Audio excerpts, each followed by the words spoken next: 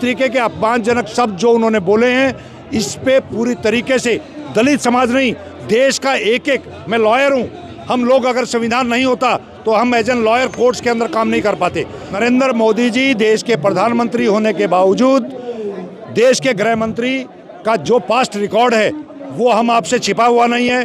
उनके बयान को अगर उनका समर्थन है तो ये तय है कि देश की सरकार और देश में भारतीय जनता पार्टी पूरी तरीके से संविधान उनके हाथों में खतरे में है। नमस्कार, आप देख रहे हैं द जनता लाइव। मैं हूं कशिश आपके साथ। यहां पर देश के गृह मंत्री अमित शाह एक बयान देते हैं संसद में, कहते हैं अम्बेडकर अम्बेडकर अम्बेडकर अम्बेडकर कहना सिर्फ एक फैशन हो गया है। और यहां पर उन्होंने ये भी कहा कि अगर इतनी बार भगवान का नाम लिया होता तो 7 जन्म तक स्वर्ग यहाँ पर मिल जाता। तो देखिए यहाँ पर अमित शाह का ये बयान पूरे देश में कहीं ना कहीं खलबली मचा रहा है। दिल्ली ही नहीं, ऐसे बहुत सारे राज्य है जहाँ पर लोग सड़कों पर उतर आए हैं और उतर के यहाँ पर कहते हैं कि बाबा साहब भीमराव अम्बेडकर का अपमान किया गया है। पहले तो मैं आपको दिखा दूं कि यहाँ पर तमाम पुलिस फोर्स और सबका यही मानना है कि यहाँ पर जो अमित शाह है उन्हें यहाँ पर माफ़ी मांगनी चाहिए क्योंकि अम्बेडकर जी का अपमान यहाँ पर किया गया है। चलिए यहाँ पर लोगों से बातचीत करेंगे और जानेंगे कि आखिरकार वो क्या कहते हैं। जय जय जय जय जय भीम, जय भीम, जय भीम, जय जय जय जय जय भीम, जय भीम, जय भीम। बाबा साहब अमर रहे, अमर रहे, अमर रहे। जब तक सूरज चांद रहेगा, बाबा तेरा नाम है। जब तक सूरज चांद रहेगा, बाबा तेरा नाम है। मेरे साथ यहाँ पर सुप्रीम कोर्ट के अधिवक्ता यानी कि एडवोकेट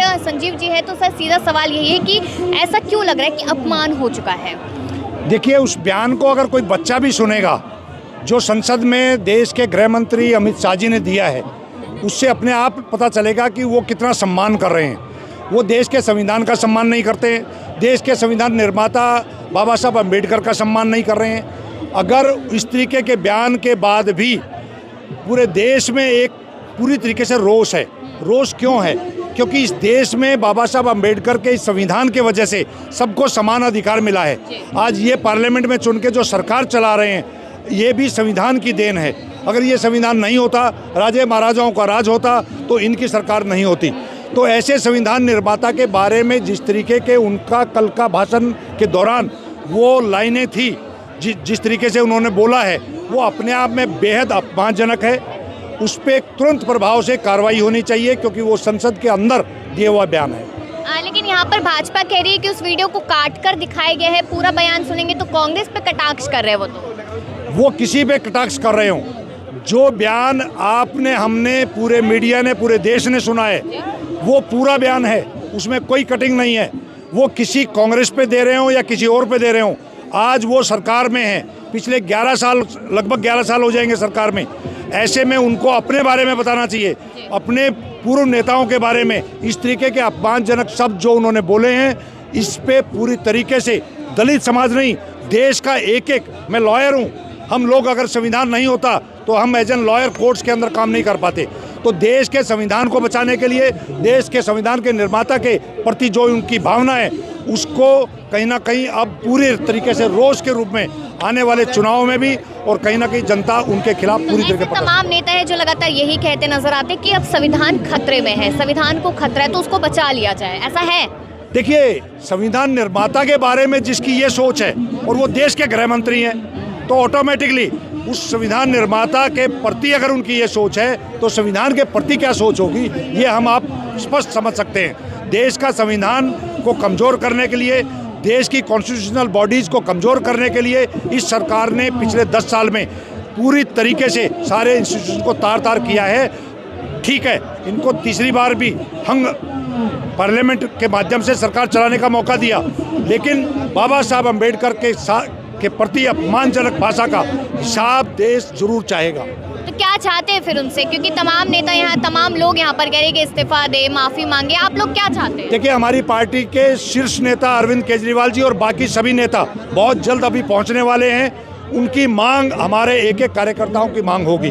स्वाभाविक है, इस अपमान का बदला देश की जनता भी और हमारी पार्टी, क्योंकि संविधान दिवस में पैदा हुई थी।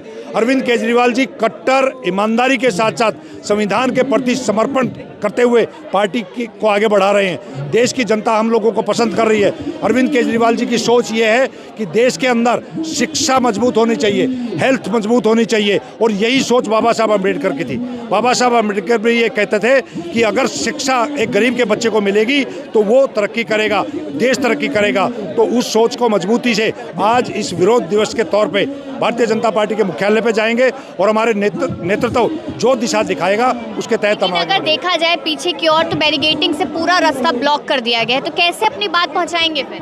देखिए, अंग्रेजों ने भी बड़े बड़े बैरिकेड्स लगाए थे, इन्होंने भी देश के अंदर, मेरे हिसाब से अंग्रेजों के बाद भारतीय जनता पार्टी पहली सरकार थी किसानों को पूरे रोड ब्लॉक करके किले गाड़ दी थी। क्या किसान रुके थे? क्या किसानों ने इनसे माफ़ी मंगवाई थी? इसी तरीके से बाबा साहब अम्बेडकर के इस अपमान का बदला देश की जनता लेगी।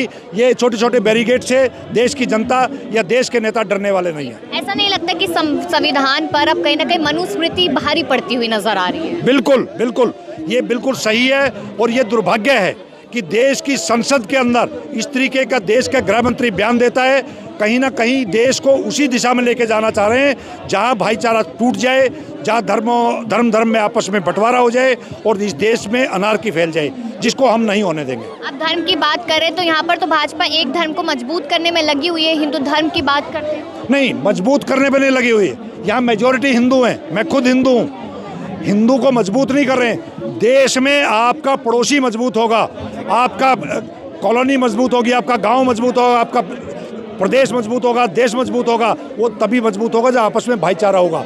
अगर एक भाई को दूसरे भाई से लड़ाएंगे, हिंदू को मुसलमान से लड़ाएंगे, ब्राह्मण को जाट से लड़ाएंगे, राजपूत को गुजर से लड़ाएंगे, ये राजनीति भारतीय जनता पार्टी को बंद करनी पड़ेगी।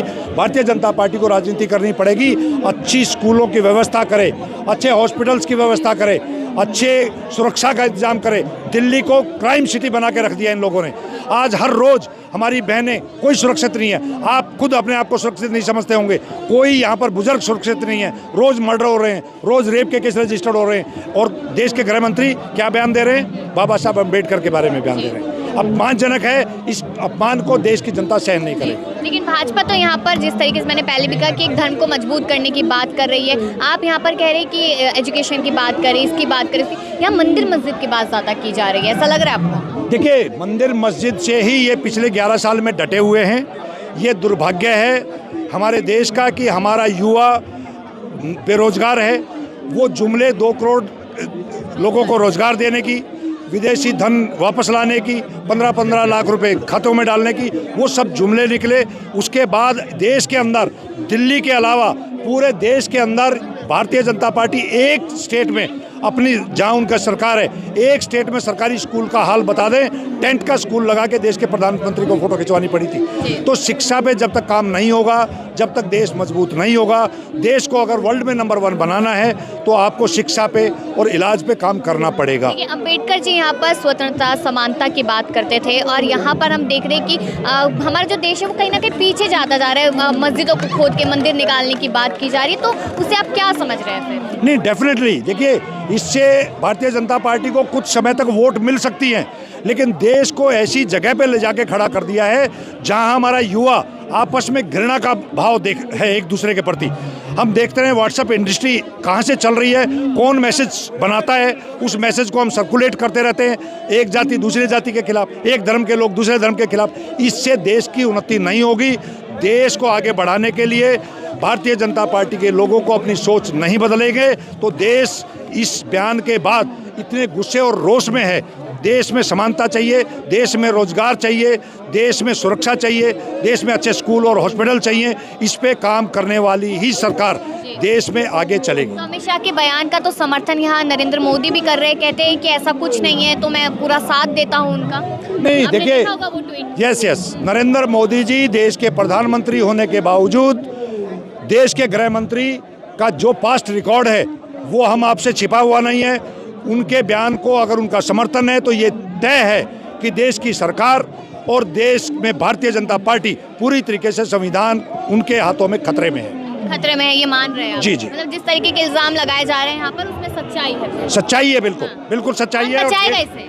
बचाएंगे, देश की जनता बचाएगी, देश की अपोजिशन पार्टीज बचाएंगी, इंडिया अलायंस बचाएगा, और सबसे पहले माननीय अरविंद केजरीवाल और उनका एक एक सिपाही बचाएगा। कह रहे हैं इंडिया अलायंस यानी कि पूरा जो विपक्ष है वो तो कमजोर है, भाजपा के आगे नहीं चल पा रही है विपक्ष की। देखिए, देश के मीडिया के माध्यम से, देश में सोशल मीडिया के माध्यम से ऐसा परसेप्शन बनाया जा रहा है कि विरोधी दल कमज़ोर हैं। विरोधी दल कमज़ोर नहीं है। देश में जब चुनाव हुआ था तो हंग पार्लियामेंट बनाने का काम अगर किसी ने किया था तो देश की जनता ने अपोजिशन की बात सुनने के बाद किया था। और देश में ये लोग हरियाणा और महाराष्ट्र जीतने के बाद थोड़े अहंकार में दोबारा आ गए हैं और वह अहंकार भरा बयान था। देश के प्रधानमंत्री उसको सपोर्ट कर रहे हैं और देश के गृह मंत्री बाबा साहब के खिलाफ ऐसा बयान दे रहे हैं। उनको मेरे हिसाब से इस बयान पे बिना विलंब किए देश से माफ़ी मांगनी चाहिए और संसद के अधिकार के हिसाब से जो भी उनके खिलाफ कार्रवाई बनती है वो कार्रवाई होनी चाहिए। चलिए, यहाँ पर साफ तौर पे ये कहा जा रहा है कि जो अमित शाह है देश के गृह मंत्री हैं उनको माफ़ी मांग लेनी चाहिए, तो शायद ज़्यादा बेहतर ये बात हो सकती है। तो यहाँ पर अगर देखा जाए तो बयान दे चुके हैं लेकिन माफ़ी मांगेंगे तो अच्छा रहेगा, ये बात लगातार कही जा रही है। और आपने सुना कि यहाँ पर जो अधिवक्ता थे सुप्रीम कोर्ट के हमारे साथ, उन्होंने भी साफ तौर पर यही बात की कि जो देश है वो संविधान में नहीं मनुस्मृति की तरफ बढ़ता हुआ नजर आ रहा है। अगर आपको भी ऐसा लगता है तो अपनी राय दीजिएगा और देखते रहिए द जनता लाइव।